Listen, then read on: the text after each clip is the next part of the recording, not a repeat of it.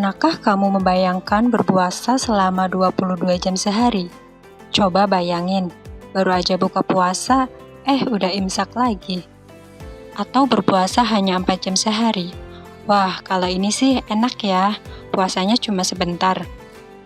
Kita di Indonesia terbiasa dengan lama siang dan malam yang kurang lebih sama sepanjang tahun, 12 jam siang dan 12 jam malam. Akan tetapi, bagi orang-orang yang tinggal jauh di utara maupun selatan Khatulistiwa, perbedaan durasi siang dan malam sangatlah terasa. Semakin jauh dari Khatulistiwa, semakin ekstrimlah perbedaan ini. Hal ini bisa terjadi karena poros rotasi bumi yang tidak tegak lurus. Poros rotasi bumi miring 23,5 derajat, membuat jangkauan sinar matahari tidak merata di seluruh permukaan bumi.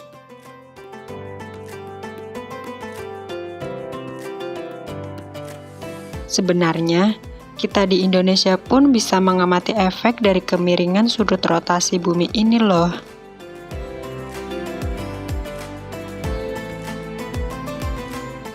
Pernah nggak kalian perhatiin matahari pas sunset?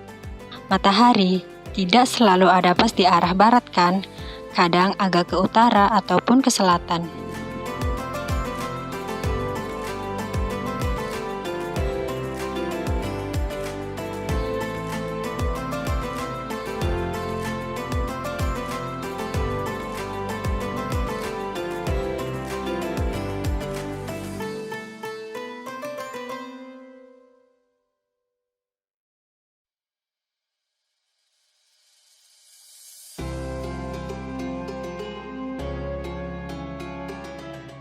Kalau kita mengamati pergerakan matahari selama 1 tahun, kita akan menyadari bahwa matahari berada di selatan pada bulan Desember. Ia akan terus bergerak perlahan hari demi hari, sampai pada bulan Juni ia sampai di utara. Lalu, perlahan ia kembali ke selatan pada bulan Desember. Begitu seterusnya. Inilah yang disebut gerak semu tahunan matahari. Pada 22 Desember disebut titik balik selatan dan pada 21 Juni disebut titik balik utara. Fenomena ini berpengaruh pada panjang siang dan malam di berbagai belahan dunia. Misalnya pada bulan Juni, negara-negara di belahan bumi utara seperti Arab, India, hingga Eropa, panjang siangnya bisa mencapai 13 sampai 18 jam sehari. Sebaliknya, di belahan bumi selatan seperti Australia dan New Zealand, panjang siangnya hanya 8 sampai 10 jam saja. Berikut durasi siang dan malam berdasarkan garis lintangnya.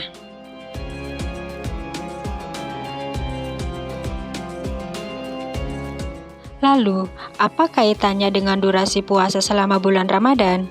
Kita tahu bahwa puasa Ramadan menggunakan penanggalan Hijriyah yang ditentukan berdasarkan peredaran bulan. 1 tahun Hijriyah berkisar 354 sampai 355 hari.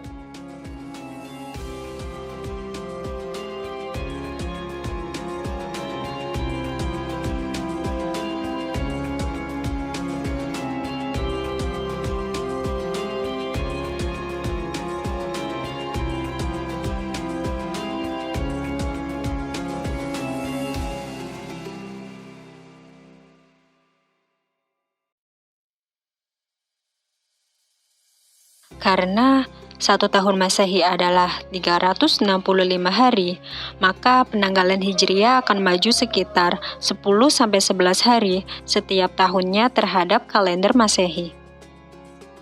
Bulan Ramadan tahun ini jatuh pada bulan April. Pada bulan April, kita tahu gerak semu matahari sedang bergerak menuju titik balik utara, yang berarti belahan bumi utara sedang mengalami musim panas dan belahan bumi selatan mengalami musim dingin. Hal ini bisa terjadi karena pada saat ini belahan bumi utara selalu menghadap ke arah matahari, sehingga matahari ada di langit lebih lama. Sebaliknya, di belahan bumi selatan, matahari terbit hanya sebentar, lalu tenggelam lagi, sehingga suhu menjadi dingin.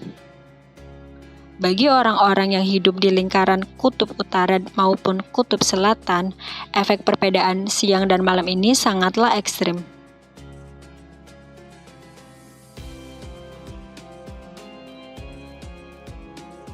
Longyearbyen, Kepulauan Svalbard, Norwegia, kota paling utara di bumi.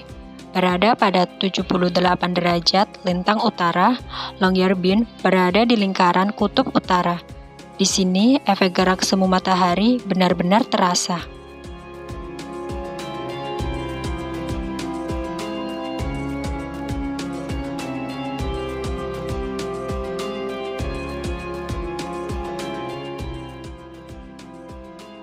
Ketika matahari terbit pada 20 April setiap tahunnya, ia tak akan tenggelam lagi sampai 3 bulan kemudian pada 23 Agustus.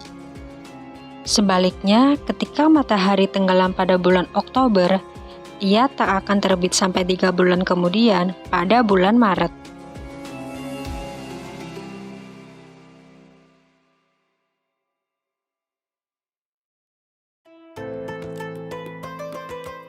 Lalu, bagaimana umat Islam di tempat-tempat ekstrem ini menjalankan kewajiban puasa Ramadan ya?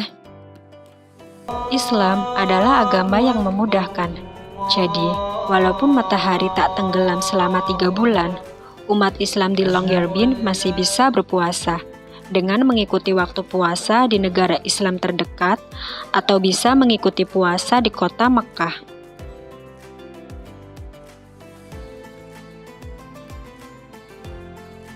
Berikut durasi puasa di berbagai negara dari yang terpendek sampai yang terpanjang seperti di Longyearbyen.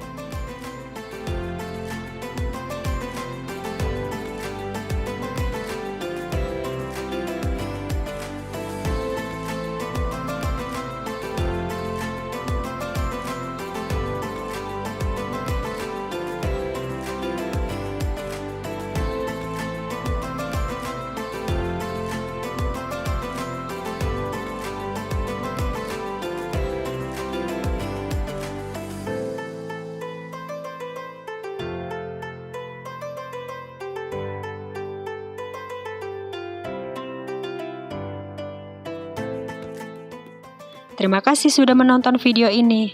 Semoga bermanfaat dan menambah pengetahuan kita semua ya. Sampai jumpa di video selanjutnya. Keep looking up.